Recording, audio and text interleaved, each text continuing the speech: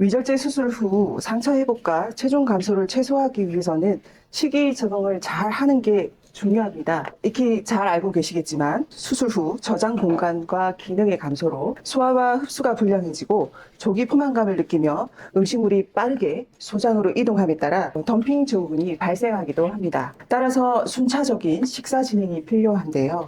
이번 기간에는 천천히 꼭꼭 씹어서 섭취하는 식습관을 길들이고 병원에서 제공해준 식사로 잘 적응하시면 되겠습니다만 퇴원 후에는 어떻게 식사를 준비해야 할지 염려가 많으실 겁니다. 그래서 순차적인 식사 적응에 중요한 시기인 수술 후 1개월까지의 회복기의 식사를 어떻게 계획하고 준비하는 것이 좋은지에 대해 설명을 드리고자 합니다. 우선 식품의 선택 시에는 섬유소가 많은 잡곡보다는 흰 쌀을 선택을 하시고요. 질기거나 말린 육류는 피하고 기름지지 않은 살코기나 생선, 두부, 계란 등을 선택합니다. 특히 회복기에는 단백찬의 섭취가 매우 중요한데요. 단백찬은 사진과 같은 양으로 수술 전보다 한두 개 정도 더 섭취할 수 있도록 하셔야겠습니다. 과일은 잘 익은 바나나나 사과와 같이 부드러운 과일을 선택하시고요. 껍질은 제거하고 가육만을 선택해서 드실 수 있도록 하셔야겠습니다. 섭취 가능한 음식과 주의해야 할 음식은 사진과 같고 주의해야 할 음식으로는 뭉친 형태의 떡이나 김밥, 통견과류, 질긴 고기나 한번 씹었을 때 끊기지 않은 도라지와 같은 질긴 야채, 그리고 머리카락과 같은 파래나 너무 맵거나 또는 카페인이 많은 커피, 그리고 단순당이 많은 탄산 아이스크림 가공식품의 섭취를 제한하셔야 합니다. 특히 요즘 많이 생산되는 감류는 수술 후에 위석을 유발할 수 있다고 하니 섭취에 제한이 필요합니다. 수술 후 식습관으로 너무 달거나 짠, 자극적인 음식은 피하고 규칙적인 시간에 급하지 않게 천천히 한 번에 20분 이상 꼭꼭 씹으면서 가식하지 않도록 주의하셔야겠습니다. 식사 중에는 국물을 포함한 수분 섭취는 제한하는 것이 좋습니다. 한 끼 식사량을 살펴보시면 소화를 돕기 위해서 수술 전 식사량의 3분의 1 정도로 섭취를 합니다. 하루 3끼의 정규 식사와 3, 4회의 간식으로 총 하루에 6번에서 7번 이상 자주 섭취를 하며 체중 감소를 최소화할 수 있습니다. 또한 새로운 식품은 한 가지씩 시도하여 불편한 감이 없도록 잘 살펴보시기 바랍니다. 흰죽은 참기름에 불린 쌀을 볶아서 물을 부어서 끓이는 것이 일반적인데요.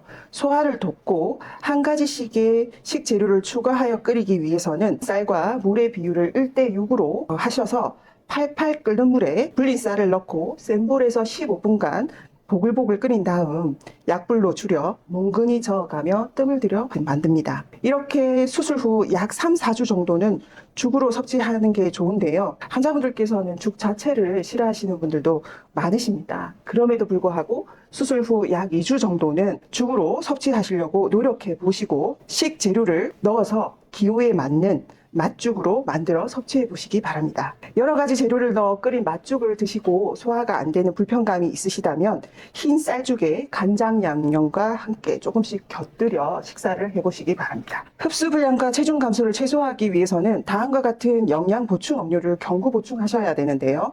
요즘은 다양한 형태의 경구 보충제가 많이 시판되고 있습니다. 경구 보충제를 섭취할 때에는 80cc 정도의 작은 요구르트병 사이즈로 한 모금씩 자주 섭취하는데 이때에는 경구 보충제를 마시지 말고 한 모금씩 씹어서 삼키며 하루 한두 캔 정도로 보충합니다. 경구 보충 음료 200ml의 한 캔을 섭취하시게 되면 밥 3분의 1공기와 고기 반찬 한 접시, 채소 반찬 한 접시에 포함된 영양소를 섭취하는 것과 같습니다. 수술 후 섭취하시는 첫 끼니는 지금 보시는 사진은 실제 병원에서 제공하는 식사와 간식 메뉴입니다. 100cc 분량의 미음을 한두 끼 정도 섭취하시고 적응이 되면 150cc 정도의 죽으로 섭취하게 되는데요. 감자 속 아르기닌은 위 장벽을 강화시키고 비타민C가 사과의 3배 정도 이상 많이 들어있다고 하니까 이런 감자를 죽이나 간식으로 활용하면 위 점막을 보호하실 수 있으실 겁니다. 의사의 처방에 따라 잘 적응이 되시면 보시는 식단의 단계에서 퇴원을 하시게 되는데요. 퇴원하시고 다음 외래로 방문할 때까지는 병원에서 제공받았던 메뉴를 유지하셔야 합니다. 아침은 100cc 정도의 순두부 고기죽, 아웃 된장국 50ml 이내, 조기구이, 그리고 청포묵 계란전, 호박나물, 물김치, 영양보충 음료를 50에서 100ml 사이로 드시고, 점심은 브로콜리 생선주, 해물 된장국 50ml, 그리고 다진 쇠고기 볶음, 두부조림, 시금치 나물, 물김치와 영양보충 음료를, 저녁에는 게살새우 녹두죽, 콩나물국, 돼지고기 수육, 술안, 가지찜, 물김치로 정규 식사를 하시는 것 외에도 오전에 10시, 오후에 3시, 저녁에 주무시기 2시간 전에 3번 이상의 간식을 섭취해야 합니다. 간식으로는 감자, 우유, 영양보충 음료, 그리고 카스테라, 사과, 계란, 호박죽, 토스트, 요플레 중 2가지 이상을 선택하여 소량씩 자주 섭취합니다. 집에서 상차림을 구성하실 때에는 육류, 생선, 두부, 계란 중에서 2가지 이상을 죽에 넣거나 아니면 별도의 주찬으로 갈거나 다져서 부드러운 조리법으로 준비해 섭취하는 것이 소화와 흡수에 도움이 됩니다. 따라서 육고기와 가금류는 갈거나 다진 형태로 촉촉하고 부드러운 형태로 조리를 하시고, 기호에 맞는 흰살 생선이나 등푸른살 생선을 구워서 준비를 해보시기 바랍니다. 그리고 순두부, 연두부, 두부 등은 다양한 조리법을 활용해서 섭취하시면 단백질 섭취가 원활하게 이루어지실 겁니다. 이때 기름이나 소금은 환자의 기호에 따라 맞게 사용하실 수 있습니다. 그리고 한 끼에 채소자는 부드러운 야채를 위주로 삶아서 어른 밥숟가락 1숟가락 정도의 분량으로 섭취가 가능하다는 것을 인지하시면 좋겠습니다. 퇴원하고 1, 2주 정도가 되면 죽을 한 3분의 2 정도를 섭취를 하실 수가 있는데요. 3주째에 접어들면 죽을 진밥으로 바꿔서 섭취가 가능합니다. 이때 죽은 3분의 2 공기 정도 분량의 영양소는 밥 반 공기의 영양소와 같기 때문에 밥으로 바꿔 드실 때는 분량을 조금 줄여서 섭취하시는 게 도움이 되시겠습니다. 석식 메뉴에 청포묵이 보이실 텐데요. 앞 슬라이드의 우무무침과 도토리묵과 마찬가지로 끓는 물에 살짝 데쳐서 조리를 하시면 보다 위생적이고 그리고 부드럽게 섭취가 가능합니다. 3번째 메뉴 구성입니다. 소화가 용이할 수 있도록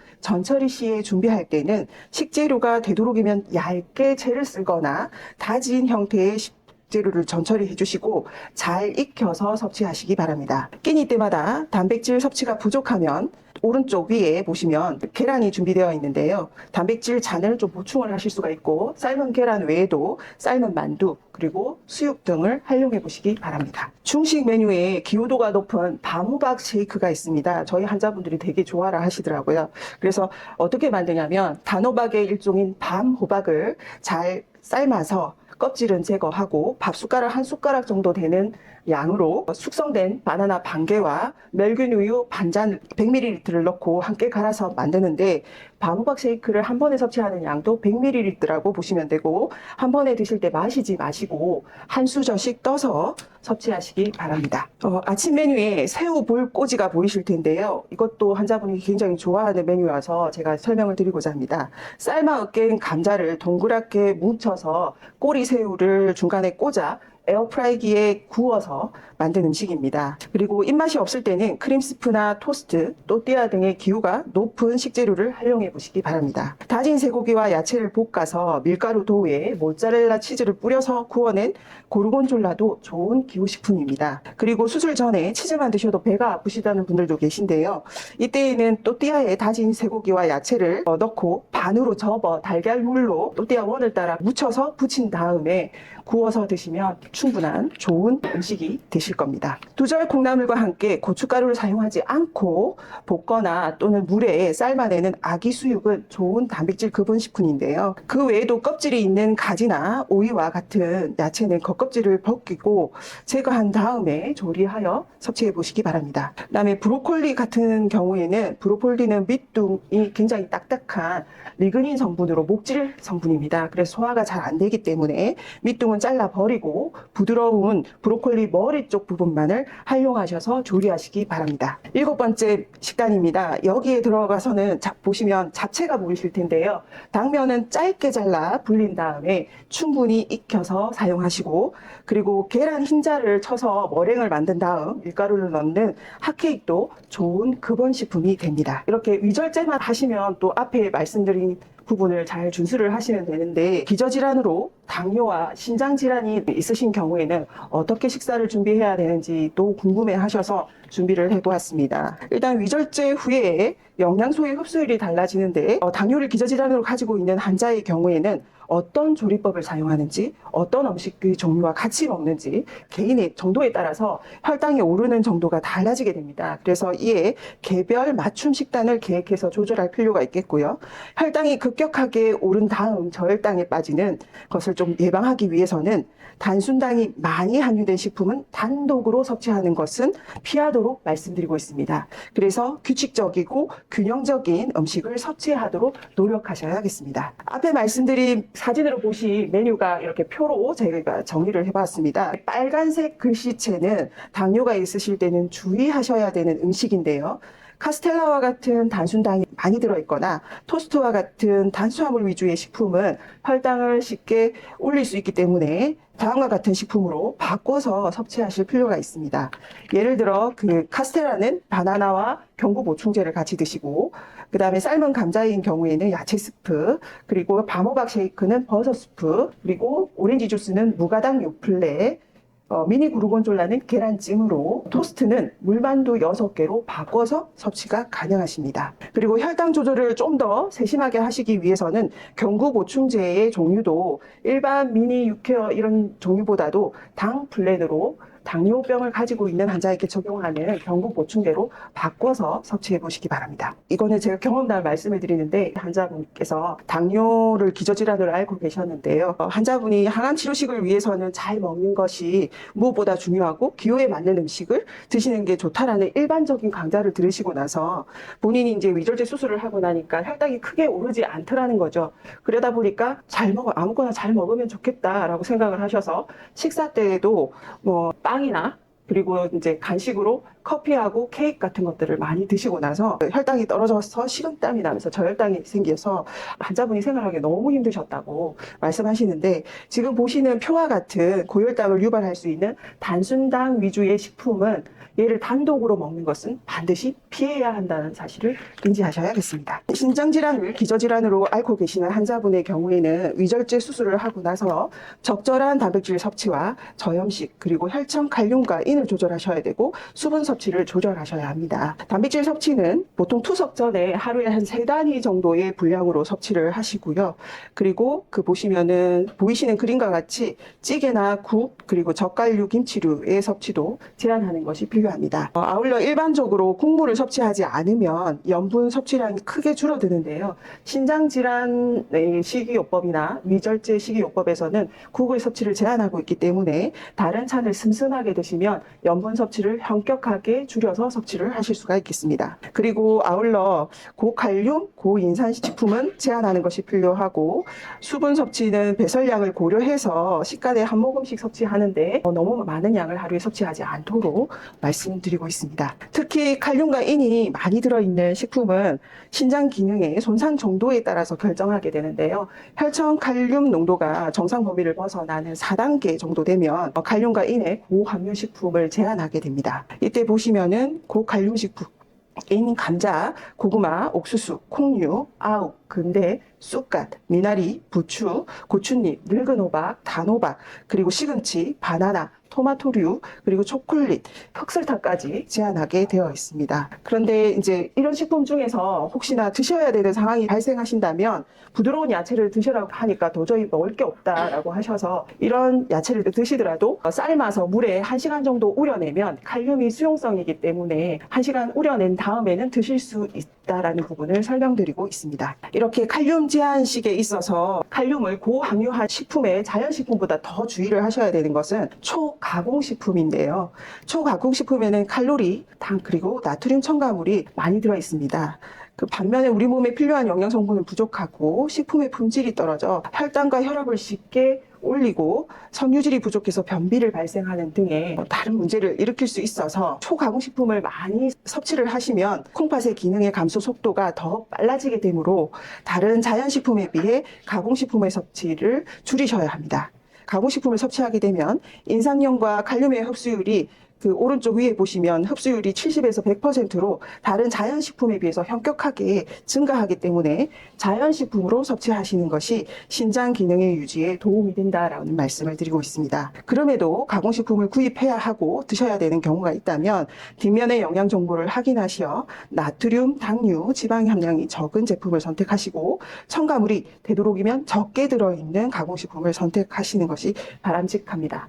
그 다음에 저나트륨 식품이라 하더라도 염화 나트륨 대신에 염화 칼륨이 들어있는 경우가 많기 때문에 저나트륨식으로 표시되어 있는 가공식품은 꼼꼼하게 영양정보 표시를 잘 살펴보셔야겠습니다.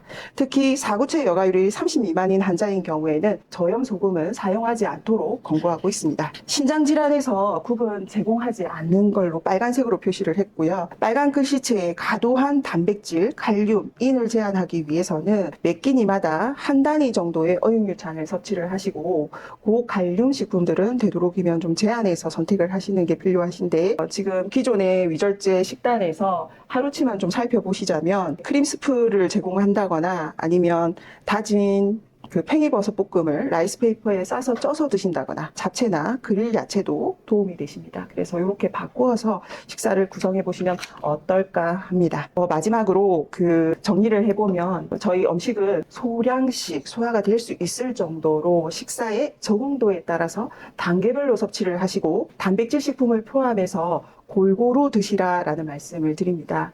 그래서 천천히 꼭꼭 씹어서 소량씩 자주 드시면 덤핑 증후군도 예방을 하실 수가 있고요. 무엇보다 중요한 것은 환자의 상황이 다 다르기 때문에 환자 상황에 맞게 개개인의 맞춤 식사를 위해서는 임상의료진과 상의하시는 것이 더욱 도움이 되시겠습니다.